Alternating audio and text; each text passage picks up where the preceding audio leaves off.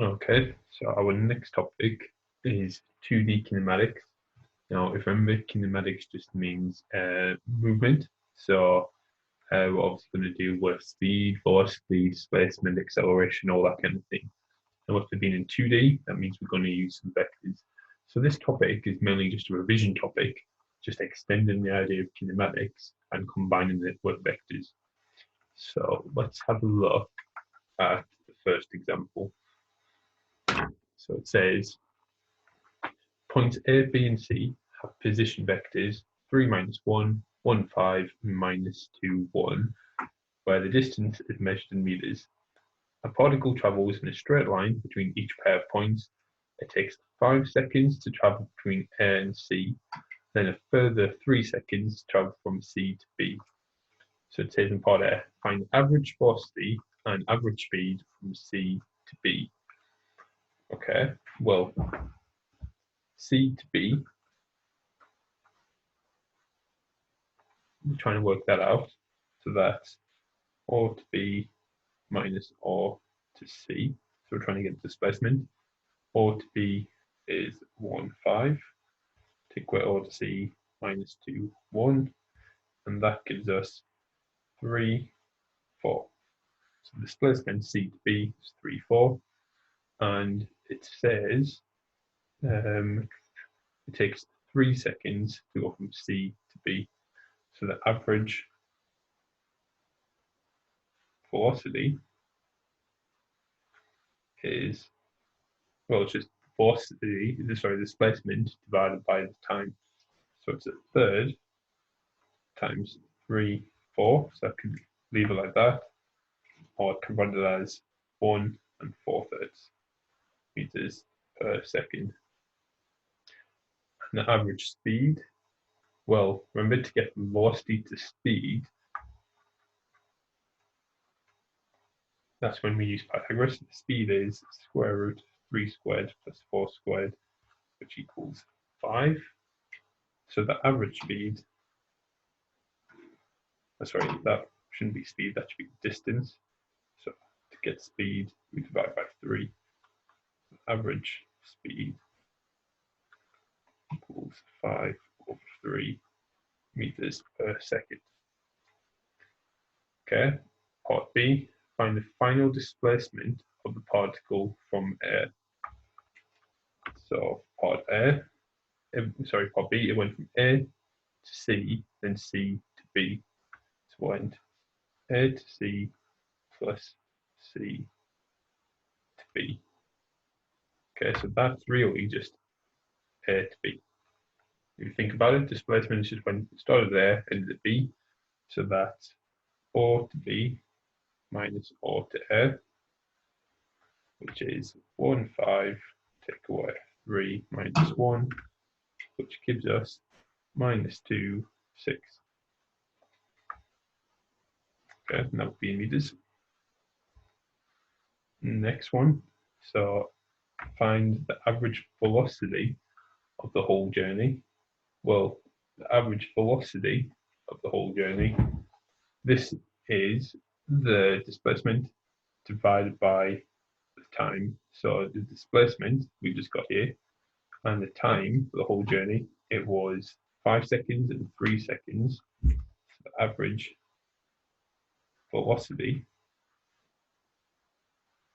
is 1/8 times -2, 6 meters per second. Or again, if you want to have that, this number is minus 0.25 and 3/4, so 0.75 meters per second.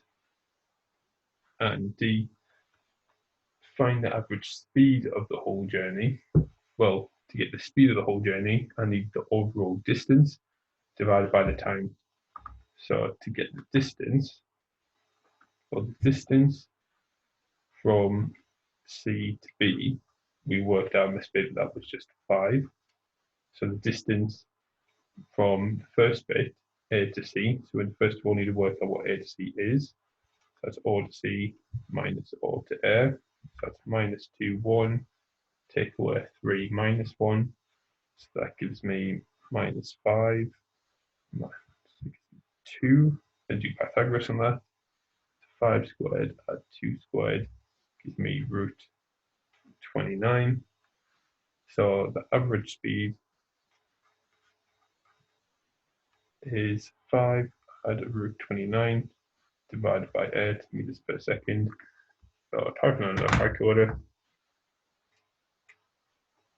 is 5 plus root 29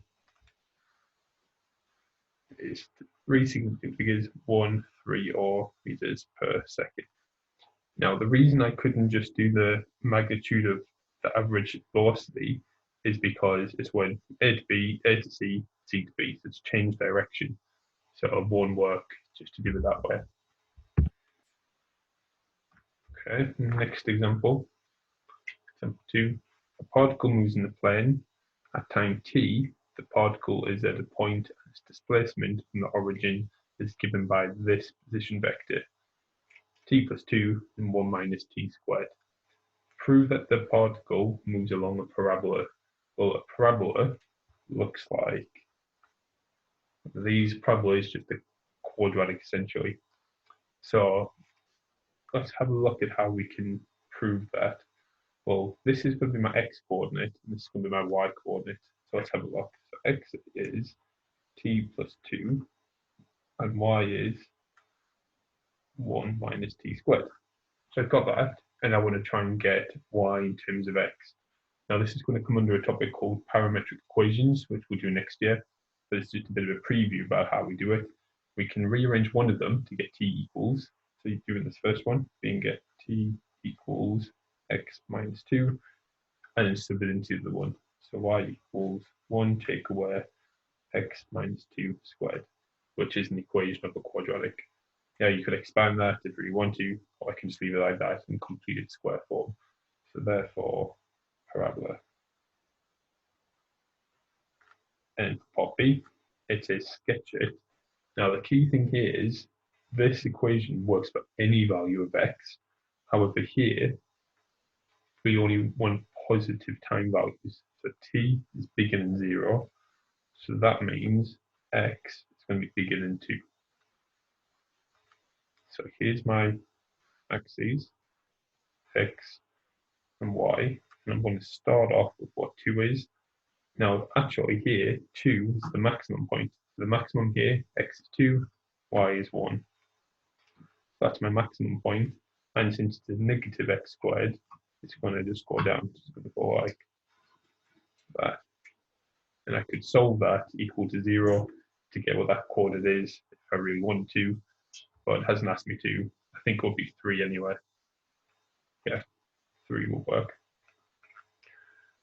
Okay, the next little bit of mechanics is trying to get stuff like this, a position vector or point at a specific time at any time. So this is going to look very similar to y equals mx plus c.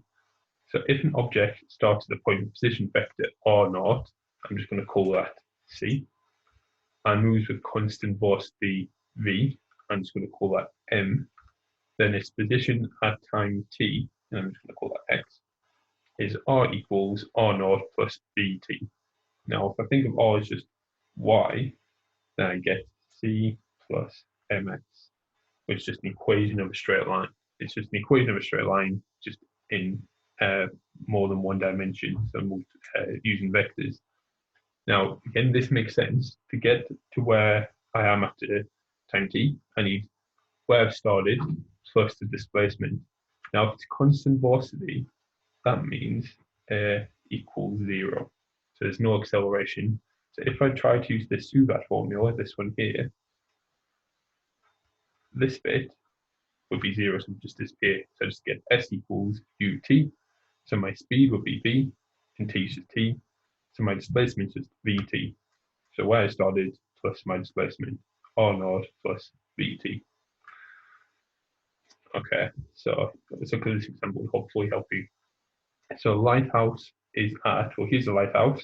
Well, let's look at the ferry that's given to us. So here's the ferry F. That's at point 2, 4. So that means each one of these is 1, each one of these is 1. Therefore, the lighthouse is 1, 2. So it's at minus 2i plus 3j. Okay, and also the ferry, can you see by this line, that's its velocity line. So its velocity is 1 across 1, 2, 3 up, so 1i, 3j. So therefore, using this formula, I can get it's a formula for where it is after t seconds just by doing where it started plus this times t. So let's try and do the same for the board. So the board is at the dot, it's quite hard to see, so it's 1, 2, 3, 4, 5, 6, 7, 7i, 1, 2, 3, minus 3j. Or again, you can use the brackets, which I'll use for these two to show you. Its velocity is going this way, so minus 3i and no j's. So to get where it is after t seconds, it's where it started plus t times its velocity, and just simplify it, get the i's together. 7 minus 3ti, look, minus 3t there, minus 3j. Okay, now for the ship, I'll use the brackets notation. Ship 1 is 1 after b, so that must be 8, and it's 1, 2 up. Its velocity is 2 across, 1 up, so 2, 1. So to get where it is after t seconds, it's where it started, plus t times its velocity. Then divided as 1 column, so 8 plus 2t, and 2 plus 1t. Yeah, I prefer to write like this. Look how easy it is compared to there. Look, thinking about the i's and the j's. Ship 2, 1, 2, 3, 4, 5. So minus 5, let's go backwards, and minus 1 because 1 down. Its velocity is 1 across, and 1, 2, 3, 4 down, so minus 4. So put them together, so it's where it started. Plus t times its velocity, and then combine it as 1 column, so minus 5 plus t minus 1 minus 4t. Yeah, simple as that. So that's a formula I'll try and memorize, but also see where it comes from. It comes from where I started plus my displacement.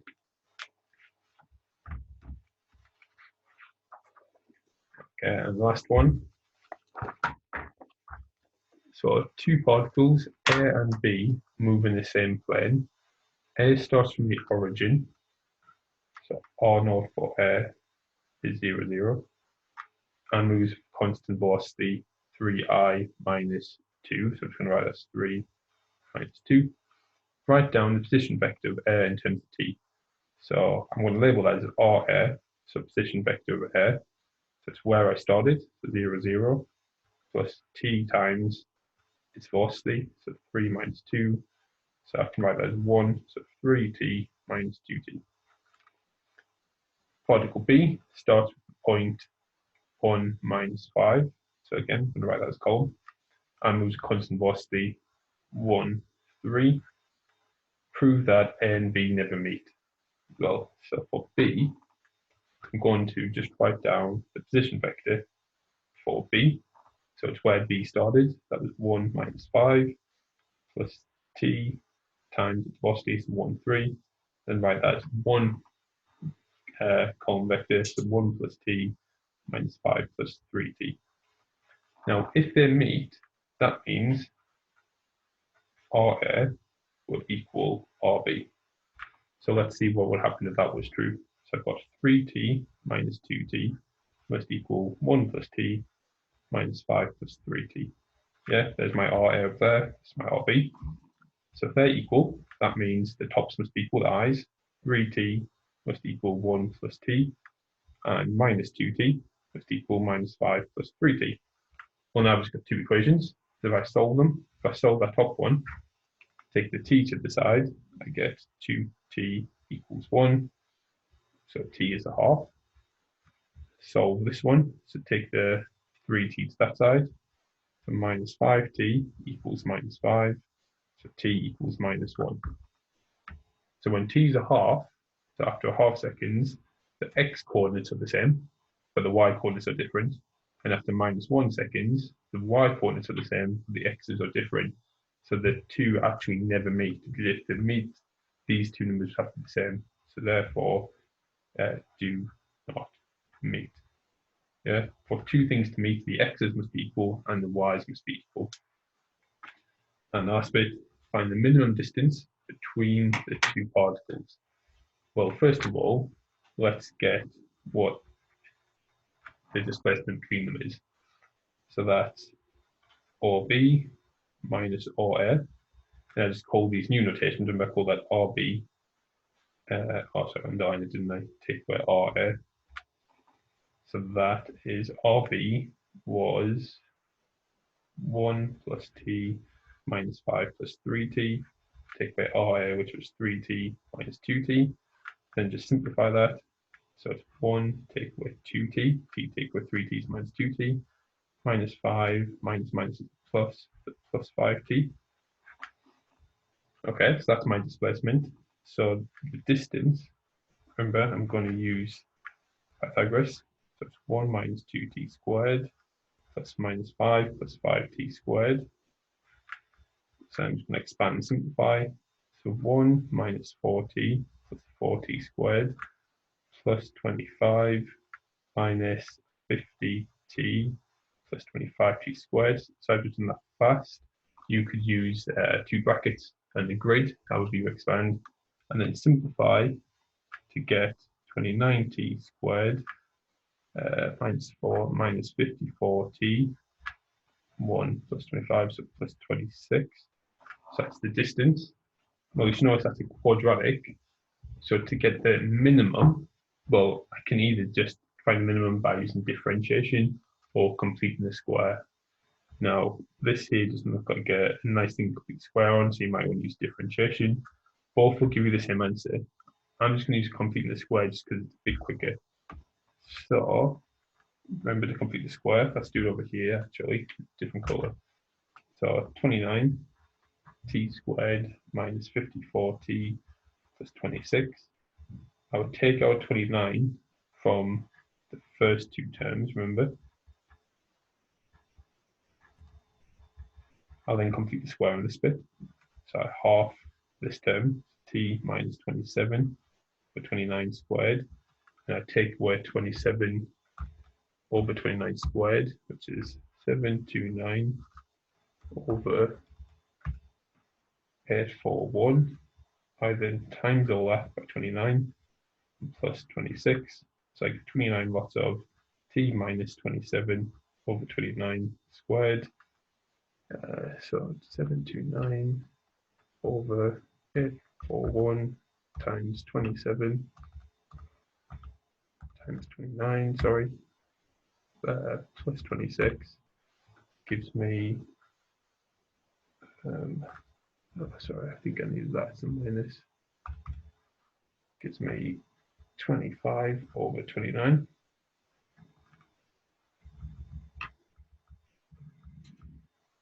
So therefore, the minimum would be that bit there.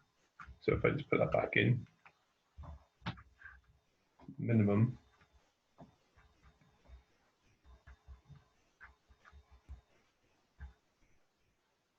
would be this bit, but then just square root it. So the minimum is root 25 over 29, which you can simplify if you really want to, meters. Now, the way you could do differentiation, you could ignore the square root of the minute, and then just have a new function. It's called y equals 29t squared minus 54t plus 26. You could do dy by dx equals 0. Work out what, back dt by dx. Work out what t is, and then sub it back into there to get the distance, which should be that number there.